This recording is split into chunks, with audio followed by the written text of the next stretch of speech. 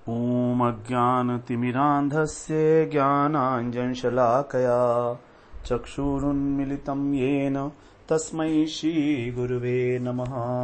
वन्देऽहं श्रीगुरो श्रीयुत्पदकमलं श्रीगुरून् वैष्णवांश्च श्रीरूपं साग्रजातं सहगण रघुनाथान्वितं तं सजीवं साद्वैतं सावधूतं परिजनसहितं कृष्ण चैतन्य देवं श्री राधा कृष्ण पादान् सहगण ललिता श्री विशाखान्वितांश तमादिदेवं करुणानिधानं तमालवर्णं सुहितावतारम् अपार संसार समुद्र सेतुं भजामहे भागवत स्वरूपम्। हे देव हे दैत हे भुवनैक बंधो हे कृष्ण हे चपल हे करुणैक सिंधो हे नाथ हे रमण हे नयनाभिराम हा हा कदानुभवितासि पदं दृशोर्मे। श्री कृष्ण चैतन्य प्रभो नित्यानंद श्री अद्वैत गदाधर शिवसदी गौरभक्त वृंद। हरे कृष्णा कृष्णा कृष्णा हरे हरे हरे राम राम राम हरे हरे। हरे कृष्णा। सर्वप्रथम मैं अपने गुरुपाद पद्म ओम विष्णुपाद अष्टोत्तर शत श्री श्रीमद् भक्ति वेदांत माधव गोस्वामी महाराज के चरण कमलों में अनंत कोटि दंडवत प्रणाम ज्ञापन करता हूं। हम लोग श्रीमद् भागवत में सप्तम स्कंध का प्रथम अध्याय जो हमारा प्रकरण है 23वां प्रकरण है ये हमारा कि किस प्रकार जो है असुर वासना, इसमें हिरण्यकशिपु का वर्णन है इस प्रकरण में। तो 5 अध्याय का जो प्रकरण है 23वां प्रकरण असुर वासना प्रकरण। तो इसके अंदर हम लोग प्रथम अध्याय सप्तम स्कंद का, इसमें नारद युधिष्ठिर जी का संवाद है और जय विजय की कथा है। तो हम लोग 10 श्लोक तक इसमें श्रवण कराए थे। जब परीक्षित महाराज ने प्रश्न पूछा कि भगवान तो स्वभावतः द्वेष और राग और द्वेष से रहित हैं, तो उन्होंने किस लिए इंद्र का पक्षपात किया। पिछले स्कंध में उन्होंने क्योंकि वृत्तासुर को मारने के लिए उन्हें कहा था कि तुम दधीची ऋषि की हड्डियों से वज्र बनाकर उसे मारो, तो भगवान के अंदर यह पक्षपात क्यों। तो ये बड़ा संशय मेरे मन में उत्पन्न हुआ है। आप इस प्रसंग में जो है मेरे संदेह को मिटाइए आप। तो सुखदेव जी ने बड़ा अभिनंदन किया इस प्रश्न का कि तुम्हारे इस प्रश्न से मुझे 3 प्रकार से अपनी वाणी को कृतार्थ करने का अवसर मिलेगा। एक तो भगवान के अद्भुत चरित्र की कथा होगी, भगवान के जो भक्त हैं उनकी महिमा गाई जाएगी, और फिर भक्ति किस प्रकार से बढ़े हमारी मनुष्य मात्र की, तो इसका भी यहां पर चर्चा होगी। तो इस प्रकार से सुखदेव जी जो हैं वो महर्षि वेद व्यास को प्रणाम करके और फिर बताते हैं उनको कि ये सब प्रकृति के 3 गुण जो हैं, रजगुण तमोगुण और सत्वगुण, ये प्रकृति में है, भगवान में नहीं है। और जब देवताओं की वृद्धि, जब सत्वगुण बढ़ा होता है तो देवताओं लोगों की वृद्धि होती है, तमोगुण बढ़ा होता है तो यक्ष राक्षसों की, और रजोगुण बढ़ा होता है तो उस समय असुरों की वृद्धि होती है। तो उस प्रकार से ये वृद्धि समय के अनुसार है, काल चक्र के अनुसार। अब हम 11वें श्लोक से यहां पर श्रवण करते हैं। कह रहे हैं कालम चरम तम सृजतीश आश्रयम प्रधान पुंभ्याम नरदेवम सत्यकृत येष राजन्नपि कालईशिता सत्वं सुरानीकमिवैधियन्त्यतः तत्प्रयत्निकान् सुरान् सुरप्रियो रजस्तमस्कान् प्रमिणोत्युरोषवः। ये हमारा जो श्लोक है इसमें 6 वो हैं चरण है। तो इसमें कह रहे हैं हे नरदेव अर्थात हे राजन, स एष सत्यकृत, वही ये जो सत्य संकल्प हैं भगवान के विषय में कह रहे हैं कि ऐसे जो सत्य संकल्प हैं वे काल ईक्षिता, काल के दृष्टा होने पर भी भगवान सत्य संकल्प हैं, जो भी संकल्प करते हैं भगवान वो सत्य है। और काल के दृष्टा होने पर भी ईश माने जो सर्व संचालक हैं, सभी प्रकृति के संचालक हैं, वो कालम चरंतम काल के अनुसार ही व्यवहार करते हुए प्रधान पुंभ्याम, प्रधान का मतलब है प्रकृति, तो प्रकृति और जीव के द्वारा, पुंभ्याम माने जीव, जीवात्मा, तो जीव के द्वारा जो सबके आश्रय, सबके आश्रय जगत की सृष्टि करते हैं, सृजति, ऐसे भगवान हे राजन सत्वम सुरनीकम, जब सत्वगुण की वृद्धि का समय होता है तो सुर अनीकम, अनीकम मतलब होता है सेना, देवताओं की सेना को एधयति इव, बढ़ाते हुए से प्रतीत होते हैं। जिस समय प्रकृति के अंदर, सृष्टि के अंदर सत्वगुण बढ़ा होता है, उस समय वे देवताओं के बल को बढ़ाते हैं। अतः सुरप्रिय है, इसलिए देवता उनके प्रिय हैं। और उस समय में, समय की महत्व है यहां पर, और तत्प्रति उनके जो विरोधी हैं वे अनिकान मतलब उनके जो विरोधी सैनिक हैं असुर, रजह तमः जो रजोगुणी और तमोगुणी हैं, ऐसे असुरान, इन असुरों को वे उरुषवा प्रमीणोति, अपार यश, तो ऐसे जो यशस्वी भगवान हैं वे प्रमीणोति माने उनका संहार करते हैं। तो जिस समय सत्वगुण बढ़ा होता है इस प्रकृति के अंदर काल क्रम से, उस समय देवताओं के बल को बढ़ा देते हैं और रजोगुणी और तमोगुणी जो हैं देवता, वो राक्षस लोग और असुर लोग, उनको संहार कर देते हैं। तो इस प्रकार से हमें भगवान उसी अनुसार, समय के अनुसार ही कार्य करते हैं। यद्यपि वो काल के दृष्टा हैं, यद्यपि वो काल के नियामक हैं, लेकिन काल भी तो उन्हीं की एक चेष्टा है ना।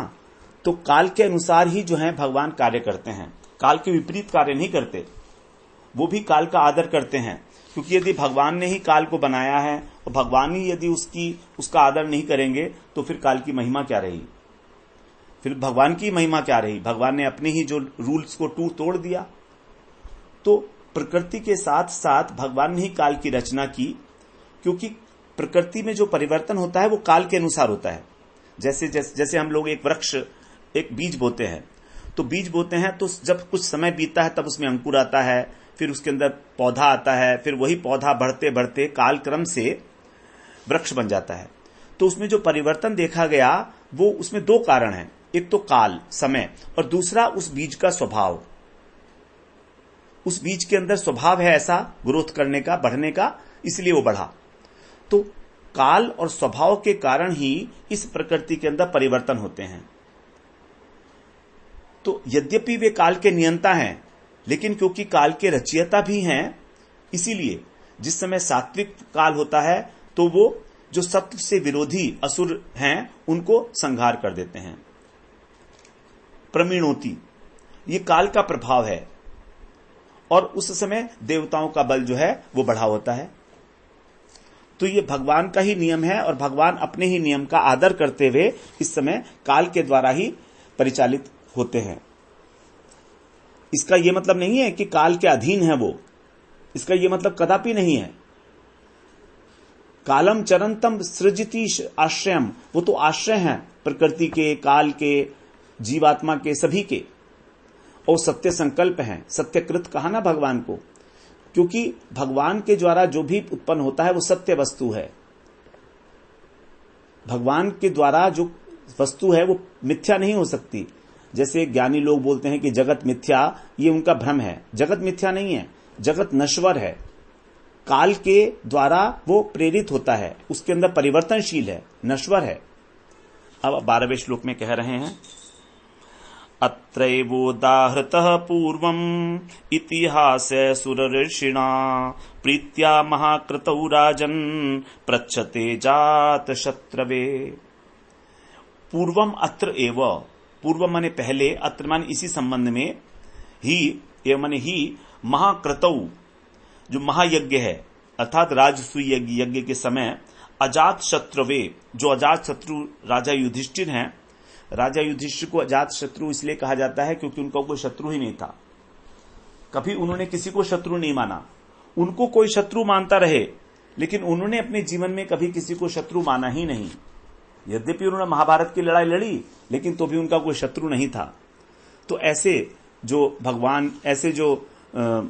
महाराज युधिष्ठिर हैं, उनके लिए कह रहे हैं कि अजात शत्रु ने राजसूय यज्ञ किया था, उनके पृच्छते माने पूछने पर, प्रीत्या माने प्रसन्न होकर, सुरर्षिणा जो सुरर्षि हैं, देवताओं के ऋषि अर्थात देव ऋषि नारद ने इतिहास उदाहृतः इस इतिहास का उनको उदाहरण दिया था। तो उस समय की बात है जब तुम्हारे जो दादा हैं युधिष्ठिर महाराज, वे राजसूय यज्ञ कर रहे थे। तो इस संबंध में उन्होंने देवऋषि नारद से एक प्रश्न किया था। उस प्रश्न के उत्तर में देवऋषि नारद ने बड़े प्रेम से उनको जो एक इतिहास का वर्णन किया, वही इतिहास मैं अब तुम्हें सुनाता हूं। ये नहीं लिखा है इसमें। अब 13वें श्लोक में कह रहे हैं, दृष्ट्वा महाद्भुतम राजा राजसूये महाकृतौ वासुदेवे भगवती सायुज्यम चेदि भूभुजः। यहां कह रहे हैं जो महाकृतौ, जो महायज्ञ राजसूय यज्ञ था, उसके समय में चेदि भूभुजः, जो चेदी देश के राजा थे शिशुपाल, उनका भगवती वासुदेवे, भगवान वासुदेव में सायुज्य मुक्ति को प्राप्त करना, इस प्रकार से महाअद्भुतम, ये एक आश्चर्य घटना को दृष्टवा माने देखकर राजा युधिष्ठिर ने प्रश्न पूछा था। तो जब राजसूय यज्ञ हो रहा था, उनके सामने ही आंखों के एक बड़ी आश्चर्यजनक घटना घटी। देखते ही देखते जो चेदीराज शिशुपाल थे, उनकी आत्मा कृष्ण के चरणों में विलीन हो गई, उनको सायुज्य मुक्ति की प्राप्ति हो गई। तो इसे देख के बड़ा आश्चर्य हुआ उन्हें, युधिष्ठिर महाराज को, कि ये कैसे हो गया, क्योंकि ये चेदीराज तो पूरी सभा के अंदर भगवान का अपमान कर रहा था। तो इस प्रकार से उन्होंने पूछा। आगे 14वें श्लोक में बोलते हैं, तत्रासीनम सुर ऋषिम राजा पांडु सुतः कृतौ पप्रच्छ विस्मिता मना मुनीनाम शृण्वतामिदम्। तत्र आसीनम सुर ऋषिम, वहां पर ही जो है आसीन थे उस यज्ञ में, कर्तव्य माने यज्ञ में, तत्र माने वहां पर, आसीन माने बैठे हुए, सुर ऋषि जो देवऋषि नारद थे, उनसे विस्मित मना, अत्यंत आश्चर्यचकित होकर, राजा पांडु सुतः, जो पांडु के पुत्र राजा युधिष्ठिर थे, उन्होंने मुनि नाम शृण्वताम, मुनियों के सुनते हुए ही, क्योंकि उस यज्ञ मंडप में और भी बहुत सारे मुनि बैठे थे, सभा जुड़ी हुई थी, तो उनके सामने ही इदम पप्रच्छ, इस प्रश्न को पूछा। वहां पर मुनि लोग भी बैठे हुए थे सभी, तो उनके सामने ही इस प्रकार का जो है प्रश्न पूछा गया युधिष्ठिर महाराज के द्वारा देवऋषि नारद से। 15वें श्लोक में कह रहे हैं, युधिष्ठिर उवाच अहो अत्यद्भुतम ये तत् दुर्लभैकान्तिनामपि वासुदेवे परे तत्वे प्राप्तिश्चद्यस्य विद्विषः। एकांति नाम अपि, जो भगवान के एकांतिक भक्त हैं अर्थात अनन्य भक्त हैं, उनके लिए भी, दुर्लभ परे तत्वे, जो परम तत्व हैं, ऐसे वासुदेवे, भगवान वासुदेव में, सप्तमी भक्ति है वासुदेव में, विद्विषः, द्वेष करने वाला, चैद्यस्य प्राप्ति, शिशुपाल जो चेदी देश का नरेश था, ऐसा, तो शिशुपाल का प्राप्ति माने मिल जाना, लीन हो जाना, ये अहो, कितने बड़े आश्चर्य की बात है। यह तो अति अद्भुतम, अत्यंत अद्भुत घटना है। युधिष्ठिर जी ने जब देखा कि इस प्रकार से चेदीराज जो शिशुपाल हैं, उनको सायुज्य मुक्ति मिल गई, जो कि भगवान से विद्वेष करते थे, तो ऐसा व्यक्ति भी भगवान के शरीर में लीन हो गया, जबकि ये मुक्ति जो है सायुज्य मुक्ति बड़े बड़े ज्ञानियों को भी दुर्लभ है, फिर भगवान का जो शत्रु है उसको किस प्रकार से प्राप्त हो गई। तो यहां पर जो ज्ञानी लोग हैं, जो भजन करते हैं परमार्थ में, वो दो प्रकार के हैं, ज्ञानी और भक्त। तो ज्ञानी लोग जो हैं वो सायुज्य की इच्छा करते हैं निर्विशेष ब्रह्म का ध्यान करके, लेकिन भक्त इस प्रकार की कोई इच्छा नहीं रखते, क्योंकि भक्तों के हृदय में भगवान के प्रति सेव्य भाव होता है, वो उनकी सेवा करना चाहते हैं। इसीलिए जो शिशुपाल है वो तो ज्ञानी भी नहीं था, भक्त भी नहीं था, केवल भगवान से द्वेष करता था, तो उसको इस प्रकार की गति कैसे मिल गई? ना तो भक्त है, ना वो ज्ञानी है।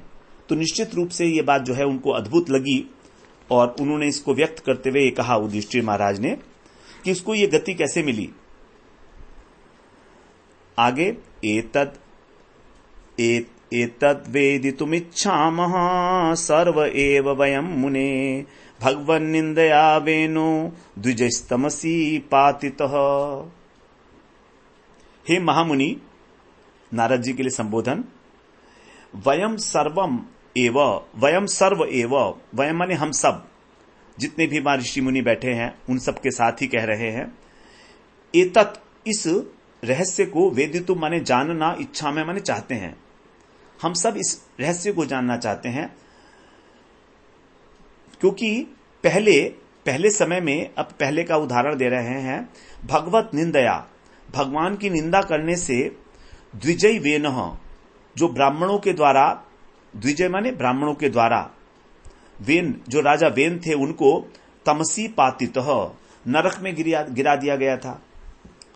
तो ये जो कथा है राजा वेन की, हम लोग श्रवण कराए हैं पहले, चौथे स्कंद में कथा है ये राजा वेन की कथा। तो क्योंकि वो राजा वेन जो है अत्यंत निर्दयी था और बात ही नहीं मानता था किसी की भी, पूरी प्रजा के ऊपर जो है अत्यंत अत्याचार कर रहा था, तो ब्राह्मणों ने अपने शाप से उसको नरक में भेज दिया था, उसको मार दिया था शाप से ही, हुंकार मात्र से ही।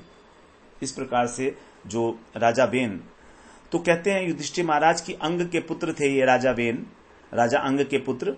तो इन्होंने भगवान की निंदा की थी, भगवान के प्रति उनका जो है द्वेष भाव था, और ब्राह्मणों ने वहीं पर इनको अपने हुंकार मात्र से और तमसी मतलब नरक के मुख में इनको गिरा दिया गया था।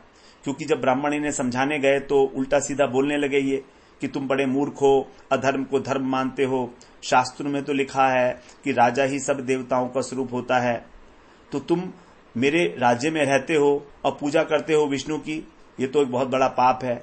और ये पाप को ऐसे ही समझना चाहिए जैसे एक व्यभिचारिणी स्त्री अपने पति के घर रहे और प्रेम करे किसी और से, तो ये भगवान की निंदा है।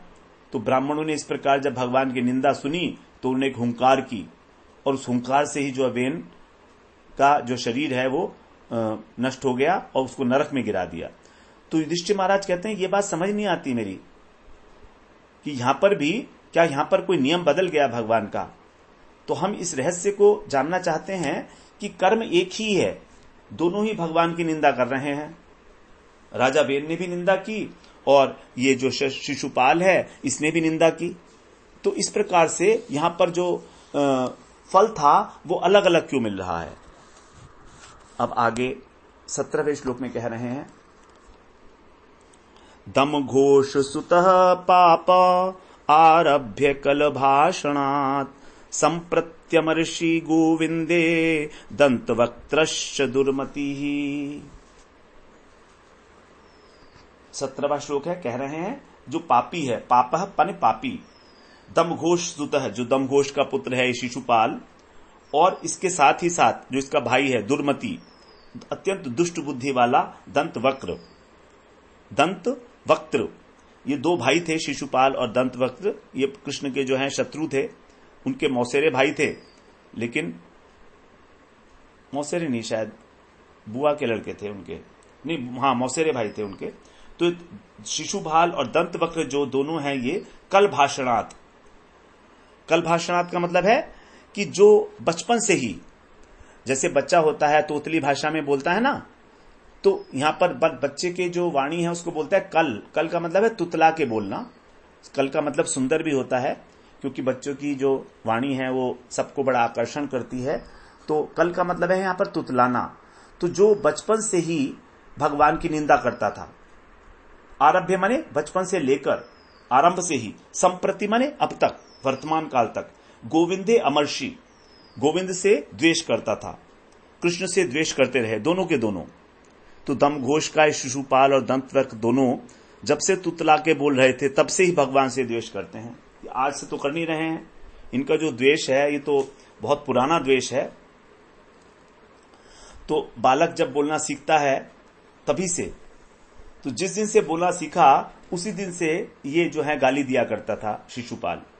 और भगवान ने कहा था कि इसकी जो माता थी उनको पता लग गया था कि जो है इसका वध करेंगे तो शिशुपाल का, तो कृष्ण तो उनसे कहा था कि तुम्हारा भाई है, तुम इसका वध नहीं करना। तो भगवान ने कहा था कि ठीक है, जब तक शिशुपाल मुझको 100 अपराध नहीं करेगा मैं उसको कुछ नहीं कहूंगा। 100 अपराध। तो जब 100 अपराध दे दिए, जब 100 अपशब्द कहे, तब भगवान को याद आ गया कि इसको तो मारना है। अब भगवान आगे 18वें श्लोक में कह रहे हैं, शपतो रसकृदिश विष्णुम यद ब्रह्म परमव्ययम श्वित्रो न जातो जिह्वायाम नांधम विविशतुस्तमः। यत ब्रह्म परम, जो परम ब्रह्म है वे, अव्यय माने अविनाशी, विष्णु माने कृष्ण, ऐसे परम ब्रह्म अविनाशी कृष्ण को अस्कृत शपथो, सकृत का अर्थ होता है एक बार, अस्कृत का मतलब होता है निरंतर। तो जो निरंतर शपथो माने गाली देता रहा, शापित करता रहा, अपशब्द कहता रहा, जीवायाम, इसकी जीभ में श्वित्र न जातः, कोढ़ नहीं हो गया। भगवान के प्रति इस प्रकार की दुर्बुद्धि और उनके लिए लगातार भगवान के लिए अपशब्द कहना, तो ये कह रहे हैं कि उसकी जीभ में कोढ़ क्यों नहीं हो गया। इसके फलस्वरूप इसकी जीभ में कोढ़ होना चाहिए था। न अंधम तमा, और घोर नरक में भी नहीं गया। विवशतु, तो ये घोर नरक में भी नहीं गया और इसके अंदर जो है कोढ़ भी नहीं हुआ। तो ये कितनी बड़ी बात है, क्योंकि भगवान ने जो है इसको किस प्रकार इसकी जो आत्मा है वो भगवान के अंदर विलीन हो गई, जो कि अत्यंत मुश्किल है। ये अद्भुत बात जो है लगी युधिष्ठिर जी को, इसलिए उन्होंने प्रश्न पूछा। अब आगे कह रहे हैं 19वें श्लोक में, कथम तस्मिन् भगवती दुर्वग्राह धामिनी पश्यताम सर्वलोकानाम लयमीयतुरंजसा। 19वें श्लोक में कह रहे हैं कि दुर्वग्रह, कठिनाई से, बहुत अधिक कठिनाई से जिनका, धामनी माने धाम की प्राप्ति होती है, तो जिन भगवान की प्राप्ति अत्यंत मुश्किल से होती है, तस्मिन भगवती, उन भगवान में, कथम अंजसा, किस प्रकार अनायासी, लयम यतुहु, ये कैसे लीन हो गए। भगवान की प्राप्ति अत्यंत कठिन है और उन्हीं के अंदर ये जो है देखते देखते अनायास लीन हो गया। इसका क्या कारण है। जिस भगवान की नित्य धाम की प्राप्ति जो है अत्यंत कठिन है, उसको ग्रहण करना, अब ग्रह का मतलब होता है ग्रहण करना, तो यहां पर शब्द आया है दुर्वग्रह। दुर्वग्रह अत्यंत दुष्कर है। तो ऐसे भगवान में ही, और ये केवल युधिष्ठिर महाराज ने नहीं, ये सभी लोगों ने ऐसा देखा, जितने भी वहां पर मुनि ऋषि देवता इत्यादि सब बैठे थे, सबके देखते देखते वो कैसे लय हो गया भगवान में। तो कारण तो इसका यह है कि जब भगवान के प्रति वो अपशब्द बोल रहा है, भगवान उसके शत्रु हैं, तो गाली देने के लिए भी पहले भगवान का स्मरण तो करेगा ही ना। भक्त भी तो भगवान को ही याद करते हैं, भक्त जो है भगवान को प्रेम से याद करते हैं, और ये बैर भाव से, द्वेष भाव से जिनको गाली दे रहा है, तो याद स्मरण तो कर ही रहा है। तो कम से कम जो स्मरण करता है, चाहे गाली के माध्यम से ही हो, क्योंकि शिशुपाल अत्यंत आवेशित है, उसके अंदर शत्रुता भाव साधारण नहीं है, इसीलिए उसकी जो गाली है उसको भी भगवान ने एक साधन के रूप में मान लिया। भगवान ने कहा ही है कि अंत समय में जो मेरा स्मरण करता है वो मुझे प्राप्त होता है। तो इसीलिए ऐसा कह सकते हैं कि भगवान का स्मरण करते हुए उसने अपने शरीर को त्यागा, इसलिए वो भगवान में लीन हो गया। और भगवान के द्वारा हाथों से जो मारा जाता है वो गति को प्राप्त करता ही, सायुज्य मोक्ष को प्राप्त करता है। अब आगे कह रहे हैं, एतद् भ्राम्यति मे बुद्धिर दीपार्चिरिव वायुना ब्रूहि अद्भुततमं भगवांस तत्र कारणम। एतत्, इस विषय में, मैं माने मेरी बुद्धि, वायुना, वायु से दीपार्ची इव, दीपक की लौ के समान भ्राम्यति, माने भ्रमित हो रही है। जैसे जब दीपक की लौ वायु में रखते हैं तो वायु के कारण वो हिलती है, इस प्रकार से। तो इसलिए हे भगवान, एतत् माने यह जो अद्भुत तमम, अत्यंत अद्भुत घटना है, तत्र कारणम ब्रूहि, इसका कारण आप मुझे बताइए। नारद जी से पूछ रहे हैं कि आप इसका कारण मुझे बताइए, क्योंकि इतनी सरलता के साथ वो भगवत प्राप्ति कर ली उसने, आप तो सब जानते हैं। तो देखिए, हमें जब भी कुछ जानना होता है विशेष, तो हमें गुरु के ही शरण में जाना है। तद विज्ञानार्थम से गुरु में वाभिगच्छेत, कि भगवान किस प्रकार का उनका स्वभाव है उसको हम कैसे जानेंगे। भगवान तो अपने स्वभाव, अपनी स्वरूप शक्ति के अनुसार ही कार्य करते हैं ना।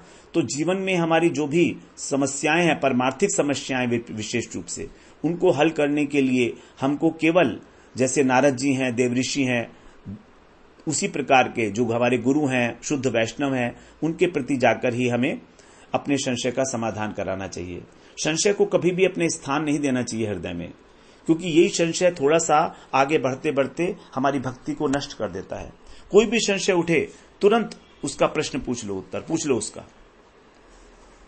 अब आगे 21वें श्लोक में कह रहे हैं, श्री शुकुवाच राज्ञस्तद्वचाकर्ण्य नारदो भगवान ऋषि तुष्टः प्रातमाभाष्य शृण्वत्यास्तत् सदः कथा। शृण्वत्याः तद असद कथा तत् राज्ञ वचः, उस राजा की बात को आकर्ण्य माने सुनकर भगवान ऋषि नारद जी के देखिए दो विशेषण, भगवान और ऋषि। भगवान वो हैं जो सबकी गति और अगति को जानते हैं, सबकी विद्या और अविद्या, सबका जो भी गति और अगति होनी है आगे, उस बात को जो जानते हैं उसको कहा जाता है भगवान। तो ऐसे जो भगवान देवऋषि नारद हैं, उन्होंने तुष्ट माने अत्यंत प्रसन्न होके तम आभाष्य, उनको संबोधित करते हुए तद सदह, उस सभा के सदस्य के शृण्वत्या, सुनते हुए कथा प्राह, यह कथा सुनाई। तो नारद जी राजा के प्रश्न को सुनकर बड़े प्रसन्न हुए। जैसे परीक्षित महाराज का प्रश्न सुनकर जो है उसका अभिनंदन किया सुखदेव जी ने, उसी प्रकार से नारद जी ने अभिनंदन किया।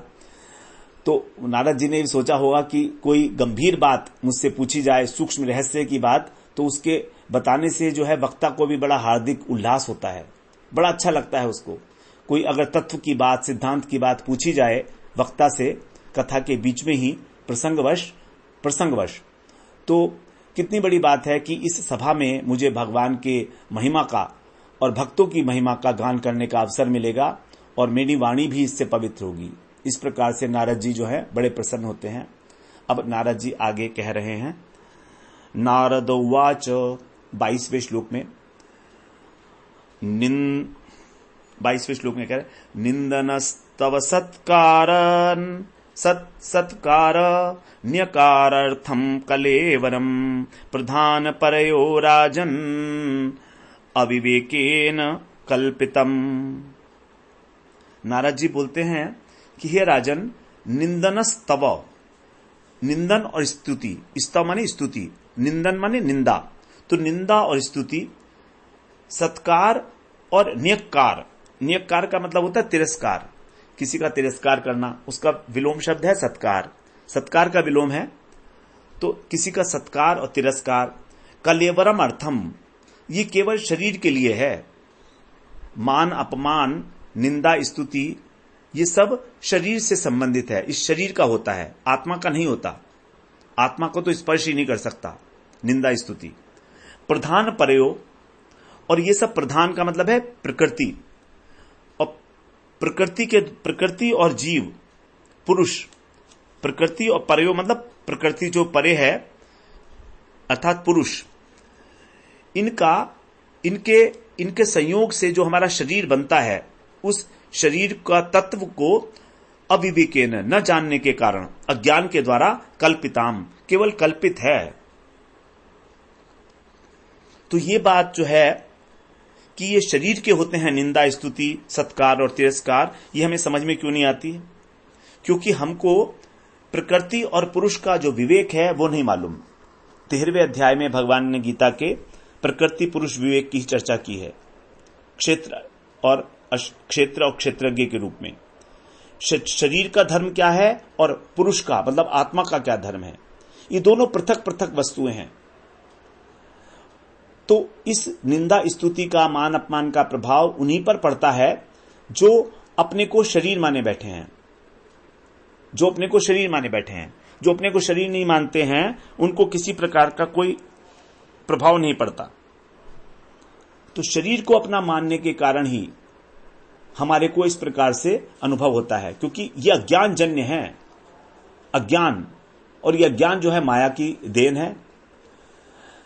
जैसे कहा जाता है कि महात्मा है, उनको बुद्ध के विषय में कहा जाता है कि बुद्ध जब एक बार स्नान करने के निकले तो एक व्यक्ति था जो उनसे बड़ा द्वेष करता था, तो उसने उनके ऊपर थूक दिया। तो बुद्ध जो है दोबारा से स्नान करने चले गए। इस प्रकार वो लगातार करता रहा, थूकता रहा, स्नान करते रहे। बाद में वो उनके चरणों में पड़ गया। वो कहता है आपको कोई फर्क नहीं पड़ रहा है। वो कहता है तुमने तो मेरे को जो है स्नान करने का जो है वो दिया, अवसर दिया, तो मैं तुम्हारे ऊपर कैसे क्रोधित हो सकता हूं।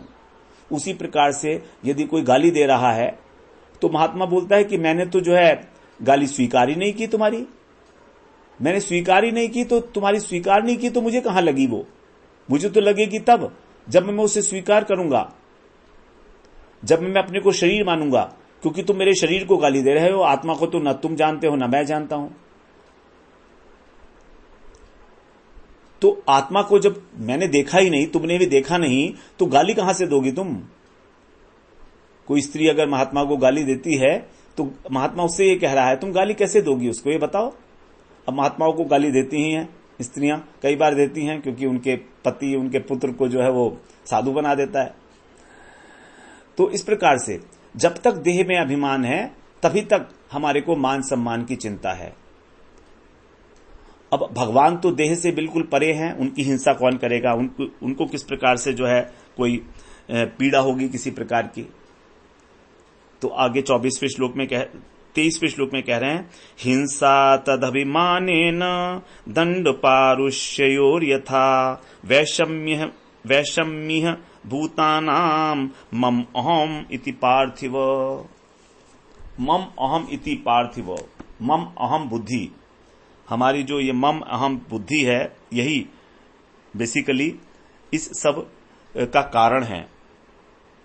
तो यहां पर अब कहा जा रहा है कि हे पार्थिव, अर्थात हे राजन, पृथ्वी के सम्राट, तत् अभिमानेन, उस शरीर के अंदर अभिमान करने से, उस शरीर को मैं मानने से, अहम मम इति, मैं और मेरा, इस प्रकार का, इह भूता नाम, इस शरीर के कारण प्राणियों में वैषम्यम, भेदभाव आता है। तो हमारे अंदर जो भेदभाव की उत्पत्ति होती है वो होती है इस कारण कि मैं ये हूं और मेरा ये है।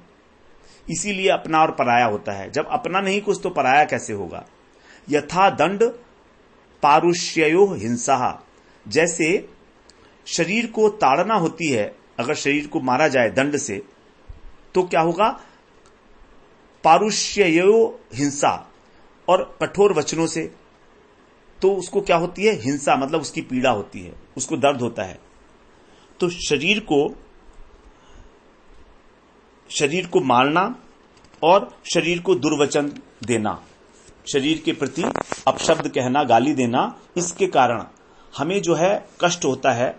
ये कारण क्या है इसका, कि हम इस भौतिक शरीर को अपना मान रहे हैं। इस भौतिक शरीर को अपना मानने के कारण ऐसा हो रहा है। ये हमारी इस मैं और मेरा बुद्धि का ही परिणाम है। तो इसीलिए जो है आगे बता रहे हैं आप 24वें श्लोक में, यान निबद्धोभिमानोऽयं तद्वधात् प्राणिनां वधः यत् तथा न यस्य कैवल्यात् अभिमानोऽखिलात्मनः परस्य दम कर्तुर्हि हिंसा के नास्य कल्प्यते।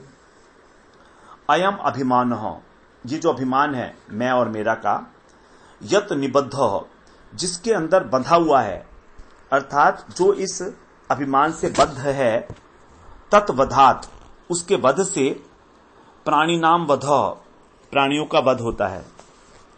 तो जिस शरीर में यह अभिमान है कि ये शरीर मैं हूं, तो जब उस शरीर का वध किया जाएगा तो प्राणी सोचता है कि ये मेरा वध कर रहा है। वास्तव में मेरा वध नहीं कर रहा है, वो तो मेरे शरीर का वध कर रहा है, मेरे शरीर को मार रहा है। लेकिन तथा माने वैसा अखिल आत्मनः, जो सर्वात्मा भगवान है, वैसा उनका अभिमान यस्य कैवल्यात, वो कैसा है, अद्वितीय है भगवान, तो उनमें इस प्रकार का कोई अभिमान नहीं है। तो भगवान में जीवों के समान इस प्रकार का मैं और मेरा, इसका अभिमान नहीं है, क्योंकि वे क्या हैं, सर्वात्मनः, अखिल आत्मन है, सर्वात्मा है, और सम दम कर्तु, सबके शासक हैं, दूसरों को दंड देने वाले हैं, परस्य, इस सब से परे हैं, इस शरीर के गुणधर्म इन सब से परे हैं। इसीलिए अस्य केन हिंसा कल्प्यते, इनकी अर्थात ऐसे भगवान की केन माने किस प्रकार से हिंसा की कल्पना की जा सकती है। तो भगवान के संबंध में हिंसा की कल्पना की ही नहीं जा सकती, क्योंकि वे इस शरीर को अपना नहीं मानते। जीव के समान, जीवात्मा के समान उनको इस प्रकार का कोई अभिमान नहीं है। वे तो सभी जीवात्माओं के स्वामी हैं, अद्वितीय हैं, सर्वात्मा। तो भगवान के लिए जो कहा गया, सर्वात्मा है और अद्वितीय हैं और दूसरों को दंड देते हैं। अब दंड भी देते हैं तो उनके कल्याण के लिए ही देते हैं, किसी प्रकार की क्रोध और द्वेष की भावना से जो है प्रेरित होकर नहीं देते हैं भगवान दंड। भगवान को ऐसा क्रोध नहीं आता है। तो बड़ा स्पष्ट रूप से यहां पर यह बात बताई गई कि भगवान इस प्रकार के देहदैहिक अभिमान से सर्वथा मुक्त हैं, क्योंकि हमारा जो अविवेक है उसका कारण है मैं और मेरा, शरीर से संबंध है। भगवान के साथ तो ऐसा है नहीं। इसीलिए तो कैवल्य का मतलब, कैवल्यात का मतलब है केवलस्य भावम, अर्थात केवल भगवान ही हैं, उनके अतिरिक्त कुछ है ही नहीं। इसलिए उनको कहा गया अद्वितीय। जो भी है वो सब कुछ भगवानमय ही है, उनके लिए दूसरा एग्जिस्ट ही नहीं करता है। तो वो इस प्रकार के विवेक को धारण नहीं करते भगवान। और परस्य दम कर्तु मतलब दूसरे का दमन करते हैं। तो वहां पर भी भगवान का जो कैवल्य है, केवल एक अद्वितीयपन, यही उसका हेतु है अभिमान के न होने का। तो जीव किसी की यदि हिंसा करता है तो देहाभिमान के कारण करता है, लेकिन भगवान तो अखिल आत्मा है, सभी प्राणियों की आत्मा है, तो उनका अपमान तो हो ही नहीं सकता। इसलिए जब कल्याण के लिए भगवान कोई लीला करते हैं मनुष्य प्रपंच में आके, तो भी उनको किसी प्रकार के अभिमान होने का प्रश्न ही नहीं है, विषमता का भी प्रश्न नहीं है। तो दमन भी जो करते हैं वो कैवल्य का मतलब कल्याण, लोगों के कल्याण के लिए ही करते हैं। इसीलिए इनमें किस प्रकार से हिंसा की कल्पना की जा सकती है। भगवान में किसी प्रकार की कोई हिंसा की कल्पना करना निरर्थक है, बेमानी है। इस प्रकार से 24वें श्लोक तक हम लोग आज पाठ किए। अगले सत्र में फिर 25वें श्लोक से शुरू करेंगे, क्योंकि थोड़ा इंपॉर्टेंट बात है उसमें। 25, 26, 27 सब बड़े इंपॉर्टेंट श्लोक हैं आगे के हमारे। वांछा कल्पतरुभ्यश्च कृपा सिन्धुभ्यैव च पतितानां पावनेभ्यो वैष्णवेभ्यो नमो नमः।